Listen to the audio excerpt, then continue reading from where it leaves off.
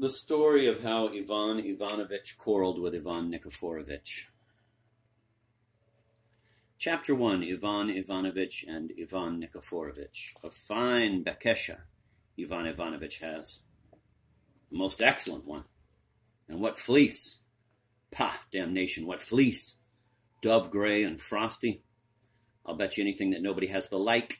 Look at it, for God's sake. Especially if he starts talking with somebody. Look from the side.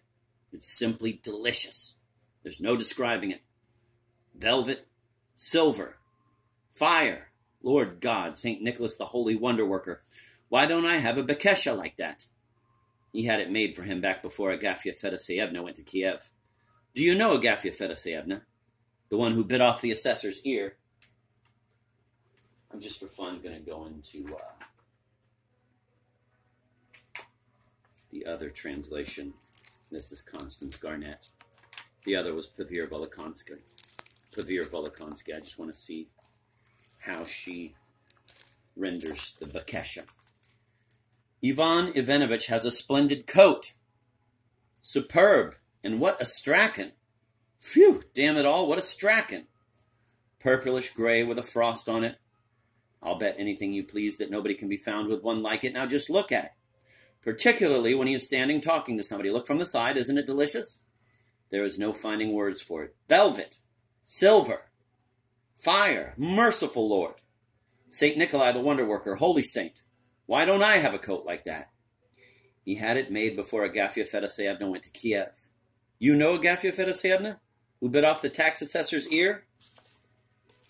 I'll go back to the Volokonsky. A wonderful man, Ivan Ivanovich. What a house he's got in Mirgorod. A gallery on oak posts all the way around it, with benches along it everywhere. When it gets too hot, Ivan Ivanovich throws off the bekesha and his underclothes and relaxes on the gallery in just his shirt, watching what goes on in the yard and street, what apples and pears he's got right under his windows. Just open the window. The branches burst into the room. That's all in front of the house. But you should see what he's got going on in his garden. What hasn't he got in it? Plums, cherries, black cherries, all kinds of vegetables. Sunflowers, cucumbers, melons, beans, even a threshing floor and a smithy. A wonderful man, Ivan Ivanovich. He has a great love of melons. They're his favorite food. As soon as he finishes dinner and goes out to the gallery in nothing but his shirt, he immediately tells Gapka to bring 2 melons. Then he cuts them up himself, collects the seeds in a special piece of paper, and begins to eat. Then he tells Gapka to bring the ink pot, and himself, with his own hand, writes on the paper with the seeds, quote, "This melon was eaten on such and such a date," end of quote. If there was some guest at the time, then, quote, "with the participation of so-and-so," end of quote. The late judge of Mirgorod always looked at Ivan Ivanovich's house with admiration. Yes, it's not a bad little house at all. I like the way rooms and hallways have been added onto it, so that if you look at it from afar, you see only roofs sitting one on top of the other, looking very much like a plate full of pancakes, or better still, like the kind of fungus that grows on trees. Anyhow, the roofs are all thatched with rushes, a willow and oak, and 2 apple trees lean on them with their spreading branches. Small windows with whitewashed openwork shutters flash between the trees and even run out to the street. A wonderful man, Ivan Ivanovich. Poltava commissary also knows him. Dorosh Tarasovich Pukovochka, whenever he comes from Koral, always stops to see him. And the archpriest, Father Peter, who lives in Koloberda, whenever he has a half-dozen guests gathered, always says he knows of no one who fulfills his Christian duty or knows how to live so well as Ivan Ivanovich. God, how time flies. By then 10 years had gone by since he was left a widower. He had no children. Gapka has children, and they often run about in the yard. Ivan Ivanovich always gives each of them a bagel or a slice of melon or a pear.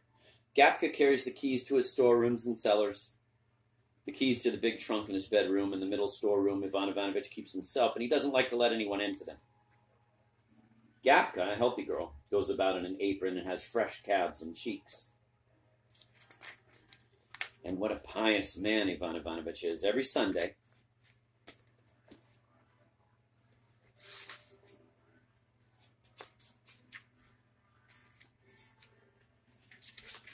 Every Sunday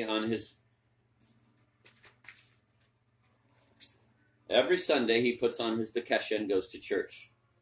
On entering, Ivan Ivanovich, after bowing in all directions, usually installs himself in the choir and sings along very well in a bass voice.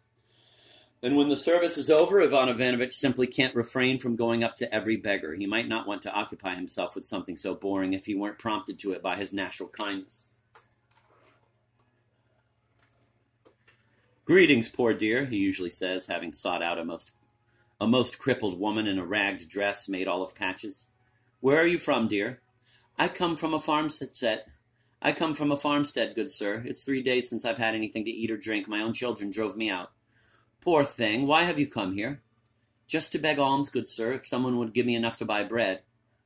So it's bread you want?" Ivan Ivanovich usually asks. "How can I not? I'm hungry as a dog." Ivan Ivanovich usually replies. "Then maybe you'd also like some meat? Whatever your honor gives me, I'll be pleased with." So meat is better than bread. A hungry person can't be choosy. Whatever your honor gives me, it's all good. At that, the old woman usually holds out her hand. "Well, go with God," Ivan Ivanovich says. "Why are you standing there? I'm not beating you." And after addressing the same questions to a second one and a third, he finally goes home or stops to have a glass of vodka with his neighbor Ivan Nikiforovich, or with the judge, or with the police chief.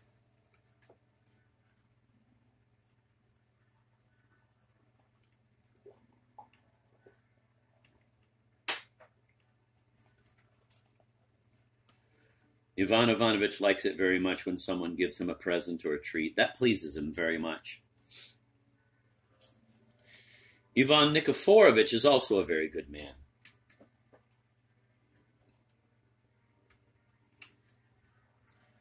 His yard is next to Ivan Ivanovich's yard.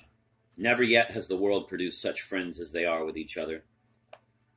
Anton Prokofievich Pupopos, who to this day still goes around in a brown frock coat with blue sleeves and on Sundays has dinner at the judge's, used to say that the devil himself had tied Ivan Nikiforovich and Ivan Ivanovich to each other with a piece of string. Wherever the one goes, the other gets dragged along. Ivan Nikiforovich never married, though there was talk that he had been married. It was a sheer lie. I know Ivan Nikiforovich very well, and I can tell you that he never even had any intention of getting married. Where on earth does all this gossip come from? Just as it got spread about that Ivan Nikiforovich was born with a tail behind. But that invention is so preposterous as well as vile and indecent that I don't even consider it necessary to refute it before my enlightened readers, who undoubtedly know that only witches and a very few of them have tails behind, and anyhow they belong more to the female sex than to the male.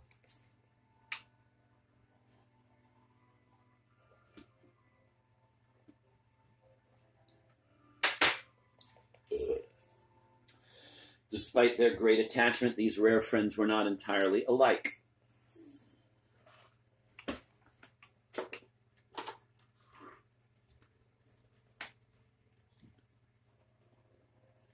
Their characters can best be known by comparison. Ivan Ivanovich has an extraordinary gift for speaking with extreme pleasantness. Lord, how he speaks! The feeling can only be compared with that of someone picking through your hair or gently passing a finger over your heel. You listen, and your head lolls. Pleasant, extremely pleasant, like a nap after swimming. Ivan Nikiforovich, on the contrary, is mostly silent, though if he slaps on a phrase, just hold tight. He'll trim you better than any razor. Ivan Ivanovich is tall and lean. Ivan Nikiforovich is slightly shorter, but instead expands sideways. Ivan Ivanovich's head resembles a turnip tail down. Ivan Nikiforovich is a turnip tail up. It's only after dinner that Ivan Ivanovich lies on the gallery in nothing but his shirt. In the evening he puts on his bekesha and goes somewhere, either to the town store, which he supplies with flour, or out to the fields to hunt quail. Ivan Nikiforovich lies on the porch all day long. If the day isn't very hot, he usually puts his back to the sun and doesn't care to go anywhere. In the morning, if he's of a mind to, he may pass around the yard, looking over the household, and then retire again. In the old days, he would sometimes call on Ivan Ivanovich. Ivan Ivanovich is an extremely refined man and never says an improper word in decent conversation, and becomes offended at once if he hears one. Ivan Nikiforovich sometimes makes a slip. Then Ivan Ivanovich usually gets up from his place and says, "Enough, enough, Ivan Nikiforovich. Sooner take to the sunlight than speak such ungodly words. Ivan Ivanovich gets very angry if he finds a fly in his borscht. He's beside himself then, and he throws the plate, and it also means trouble for the host. Ivan Nikiforovich is extremely fond of bathing, and once he's in the water up to his chin, he asks that a table with a samovar also be put in the water, and he likes very much to drink his tea in such coolness. Ivan Ivanovich shaves twice a week, Ivan Nikiforovich once. Ivan Ivanovich is extremely inquisitive. God forbid you should begin telling him something and not finish. And if he's displeased with something, he lets it be known at once. It's very hard to tell by the look of him whether Ivan Nikiforovich is pleased or angry. He may be glad of something, but he doesn't show it.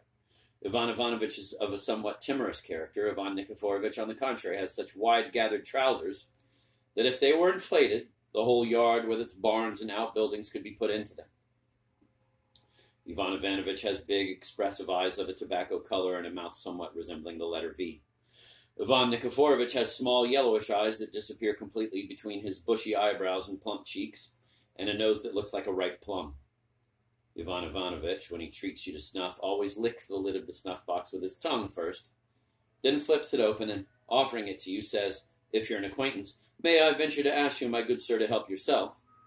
And if you're not an acquaintance, may I venture to ask you, my good sir, not having the honor of knowing your rank, name, and patronymic, to help yourself? Whereas Ivan Nikiforovich hands you a snuff bottle and only adds, help yourself. Like Ivan Ivanovich, Ivan Nikiforovich has a great dislike of fleas, and therefore neither Ivan Ivanovich nor Ivan Nikiforovich ever passes a Jewish peddler without buying various jars of elixirs against these insects from him, having first given him a good scolding for confessing the Jewish faith. However, despite certain dissimilarities, Ivan Ivanovich and Ivan Nikiforovich are both excellent people.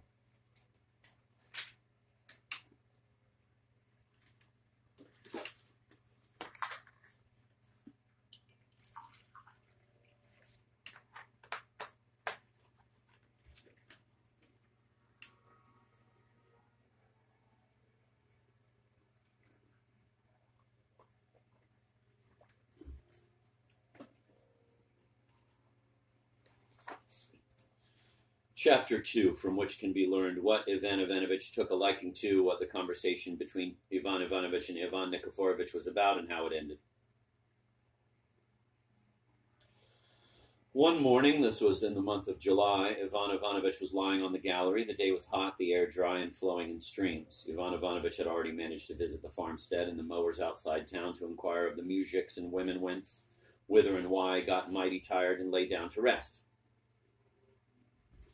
While lying there, he spent a long time looking at the sheds, the yard, the outbuildings, the chickens running in the yard, and thought to himself, Lord God, what a proprietor I am!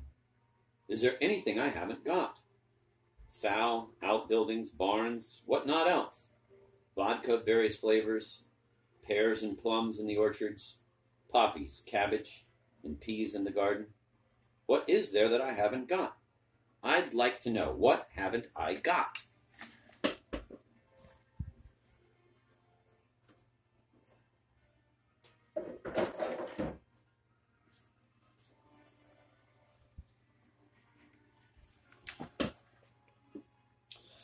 Having asked himself such a profound question, Ivan Ivanovich fell to thinking, and meanwhile his eyes sought new objects, stepped over the fence into Ivan Nikiforovich's yard, and involuntarily became occupied with a curious spectacle. A skinny woman was taking packed-away clothes out one by one and hanging them on the line for airing.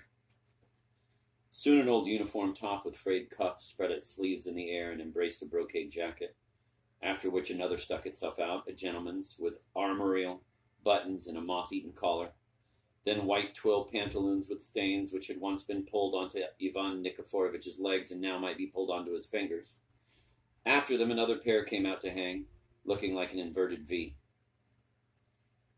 Then came a dark blue Cossack beshmet that Ivan Nikiforovich had had made for himself some 20 years before, when he was preparing to join the militia and even let his mustache grow. Finally, what with one thing and another, a sword thrust itself out as well, looking like a steeple sticking up in the air. Then came the whirling skirts of something resembling a caftan of a grass-green color, with brass buttons the size of 5 kopeck pieces. From behind its skirts peeked a waistcoat trimmed in gold braid with a big cutout front. The waistcoat was soon screened by a deceased grandmother's old skirt with pockets that could accommodate whole watermelons. All of this mixed together made up a very entertaining spectacle for Ivan Ivanovitch. While the sun's rays, striking here and there on a blue or green sleeve, a red cuff, or a portion of gold brocade, or sparkling on the sword steeple, turned it into something extraordinary, like those nativity scenes that itinerant hucksters take around to the farmsteads, especially when a crowd of people, tightly packed, watches King Herod in a golden crown, or Anton leading his goat. Behind the stage, a violin squeals. A gypsy beats on his own lips instead of a drum, and the sun is setting, and the fresh chill of the southern night, unnoticed, clings closer and closer to the fresh shoulders and breasts of the plump farm girls. Oh, my.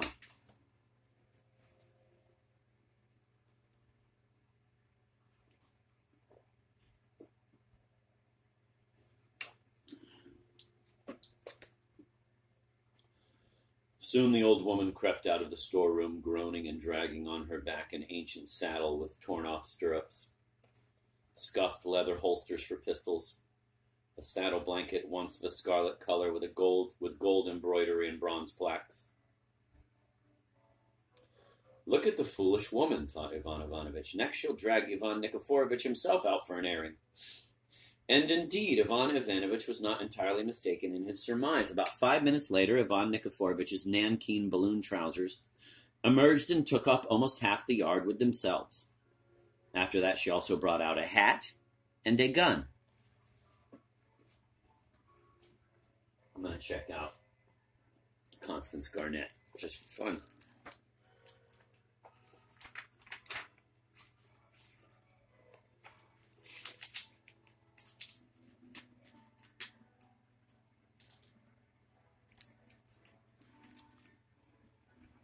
I'm going to go back a paragraph or two. Soon the old woman emerged from the storeroom, sighing and groaning as she hauled along an old-fashioned saddle with broken stirrups, with shabby leather cases for pistols, and a saddlecloth that had once been crimson, embroidered in gold and with copper discs. That's a stupid woman, thought Ivan Ivanovitch. Next she'll pull out Ivan Nikiforovitch and air him. And indeed, Ivan Ivanovitch was not entirely mistaken in this surmise. 5 minutes later, Ivan Nikiforovitch's nankeen trousers were swung up and filled almost half of the courtyard. After that, she brought out his cap and his gun. What is the meaning of it, thought Ivan Ivanovitch. I've never seen a gun at Ivan Nikiforovitch's. What does he want with that? He never shoots, but keeps a gun. What use is it to him? But it is a nice thing. I have been wanting to get one like that for a long time past. I should very much like to have that gun. I like to amuse myself with a little gun. Hey, woman, Ivan Ivanovitch shouted, nodding with his finger. The old woman went up to the fence. What's that you've got there, Granny? You see yourself, a gun. What sort of gun? Who can say what sort? If it were mine, I might know, maybe. What is it made of? But it's the master's. Ivan Ivanovitch got up and began examining the gun from every point of view, and even forgot to scold the old woman for hanging it, and the sword, out to air. It's made of iron, one would think, the old woman went on. Made of iron. Why is it made of iron? Ivan Ivanovitch said to himself. Has your master had it long? Maybe he has. It's a fine thing, Ivan Ivanovitch went on. I'll ask him for it. What can he do with it? Or I'll trade him something for it. Granny, is your master at home? Yes. What is he doing, laying down? Yes. Well, that's all right. I'll come and see him. Ivan Ivanovitch dressed, took his gnarled stick to keep off the dogs, for there are many more dogs in the streets of Mirgorod than there are men, and went out.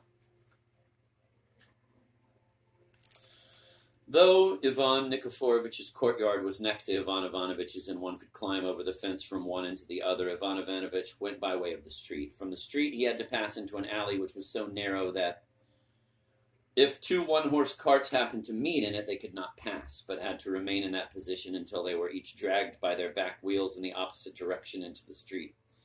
As for anyone on foot, he was as apt to be adorned with burdocks as with flowers. Ivan Ivanovitch's cart shed looked into this lane on the one side, and Ivan Nikiforovitch's barn, gates, and dove-house on the other. Ivan Ivanovitch went up to the gate and rattled the latch. Dogs began barking from within, but soon a crowd of dogs of various colors ran up, wagging their tails on seeing that it was a person they knew.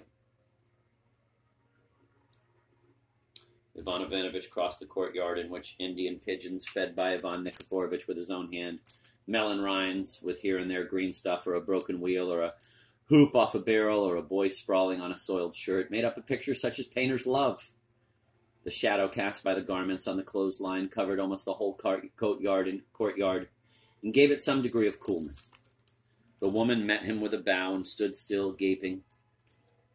Before the house, a little porch was adorned with a roof on 2 oak posts, an unreliable shelter from the sun, which at that season in Little Russia shines in deadly earnest and bathes the pedestrian from head to foot in scalding sweat.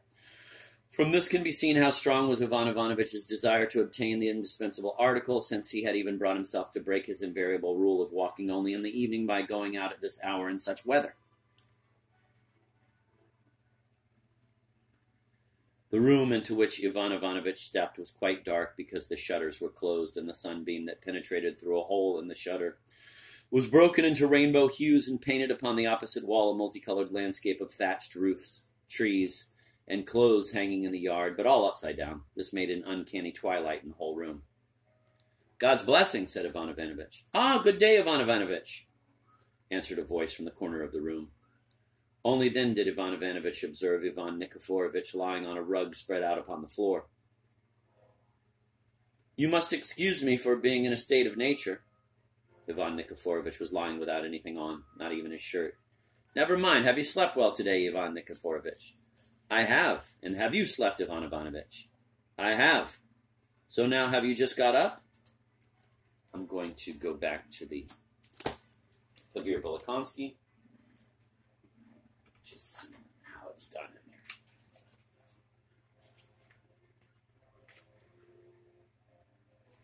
I'm going to go back to the description of how their yards were right next to each other. Though Ivan Nikiforovitch's yard was next to Ivan Ivanovitch's, and you could climb over the wattle fence from one to the other, Ivan Ivanovitch nevertheless went via the street. From this street he had to go down a lane so narrow that if 2 carts, each drawn by 1 horse, chanced to meet in it, they'd be unable to pass each other and would stay in that position until they were seized by the rear wheels and pulled in opposite directions back out to the street. And a passerby on foot would get himself adorned, as if with flowers, with the burrs that grew along the fences on both sides. On one side, Ivan Ivanovitch's shed looked onto this lane. On the other, Ivan Nikiforovitch's barn, gates, and dovecote. Ivan Ivanovitch went up to the gates and clanked the latch. Inside, the barking of dogs arose, but the motley pack soon ran off, wagging their tails, seeing that the face was a familiar one. Ivan Ivanovitch crossed the yard, a colorful mixture of Indian pigeons, fed by Ivan Nikiforovitch's own hand, melon and watermelon rinds, an occasional green patch, an occasional broken wheel or barrel hoop, or an urchin lying about in a dirty shirt, a picture such as painters love. The shadow of the hanging clothes covered almost the whole yard and lent it a certain coolness. The woman met him with a bow and stood gaping in her place. In front of the house was a pretty porch with a roof supported by 2 oak posts. Unreliable protection from the sun, which at that season in Little Russia doesn't joke but leaves the walker streaming with hot sweat from head to foot. From this it may be seen how strong was Ivan Ivanovitch's wish to acquire the needed object, since he decided to go out at such a time, even abandoning his usual custom of going for a walk only in the evening. The room Ivan Ivanovitch entered was completely dark because the shutters were closed. An ray of sunlight, passing through a hole made in the shutters, turned iridescent and, striking the opposite wall, drew on it a colorful landscape of rush roofs, trees, and the clothing hanging outside, only all of it inverted. This lent the room a sort of wondrous half-light. "God be with you," said Ivan Ivanovitch. "Ah, greetings, Ivan Ivanovitch," replied a voice from the corner of the room. Only then did Ivan Ivanovitch notice Ivan Nikiforovitch lying on a rug spread out on the floor. "Excuse me for appearing before you in my natural state." Ivan Nikiforovitch lay lying there with nothing on, not even a shirt.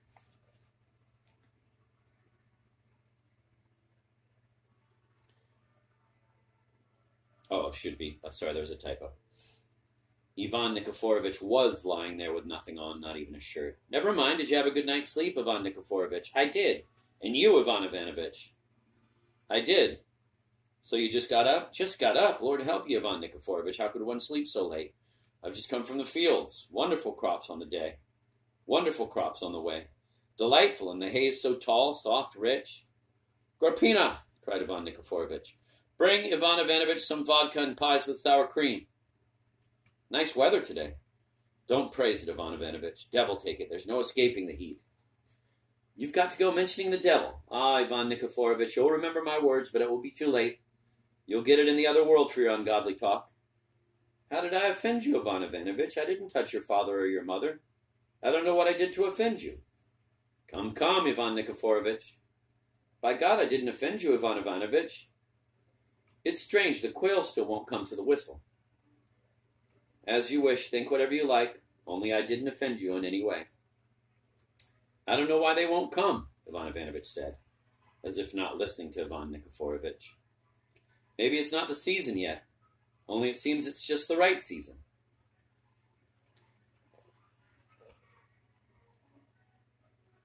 You say the crops are good? Delightful crops, delightful. Whereupon silence ensued.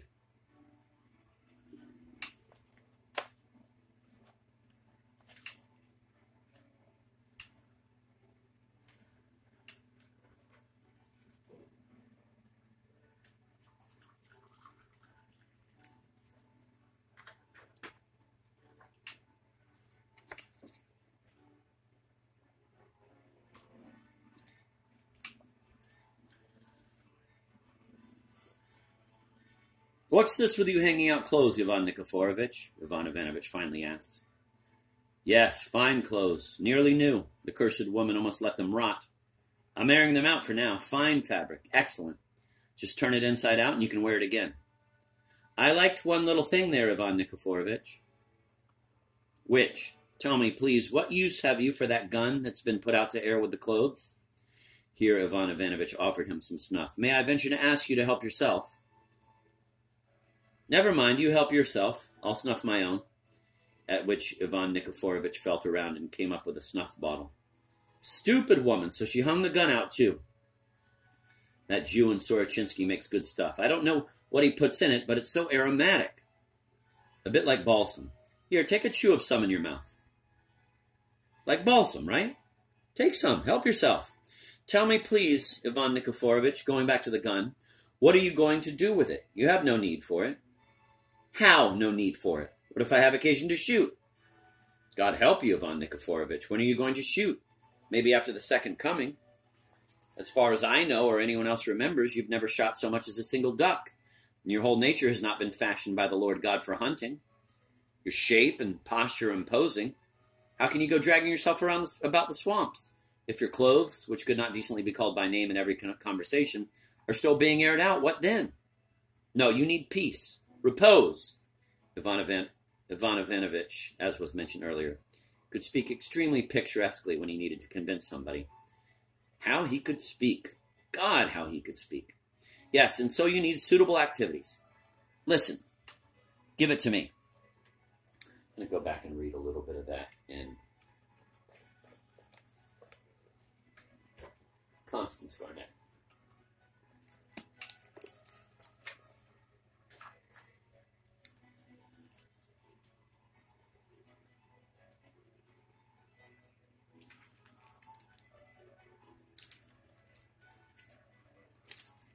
I liked one thing there, Ivan Nikiforovich.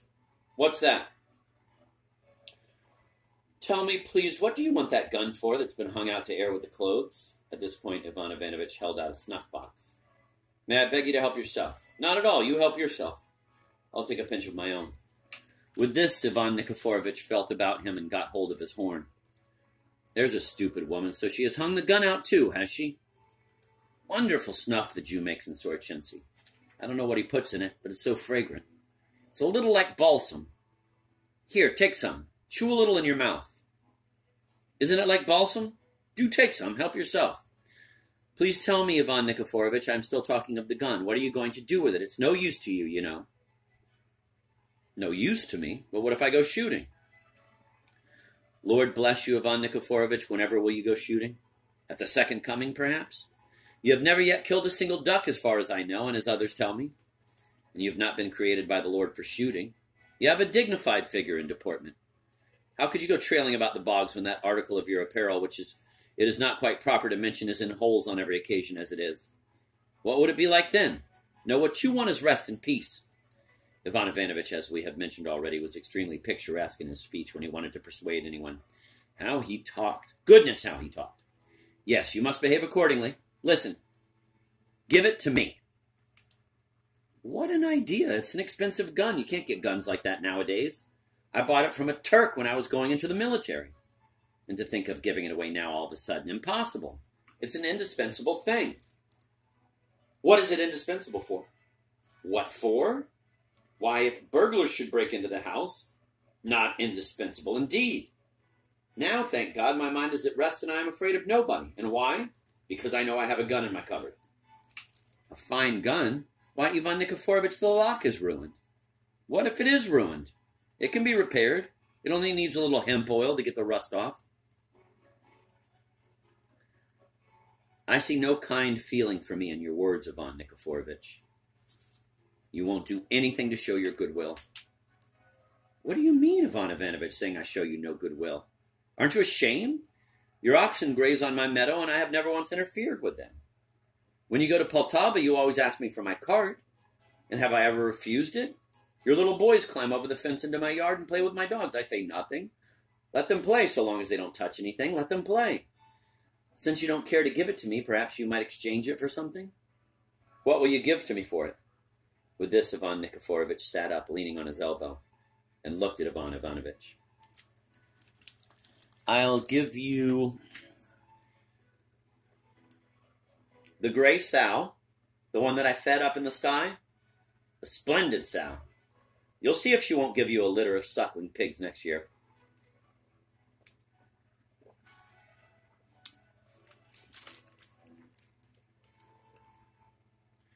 I don't know how you can suggest that, Ivan Ivanovich. What use is your sow to me? Am I going to give a banquet at the Devil's Wake? Again, you must keep bringing the devil in. It's a sin. It really is a sin, Ivan Nikiforovich. How could you really, Ivan Ivanovich, give me for the gun the devil knows what, a sow? Why is she the devil knows what, Ivan Nikiforovich? Why is she? I should think you might know that for yourself. This is a gun, a thing everyone knows, while that, the devil only knows what to call it, is a sow. If it had not been you speaking, I might have taken it as an insult. What fault have you found in the sow? What do you take me for? That I should take a pig? Sit still, I will say no more. You may keep your gun. Let it rust and rot standing in the corner of the cupboard. I don't want to speak of it again. A silence followed upon that.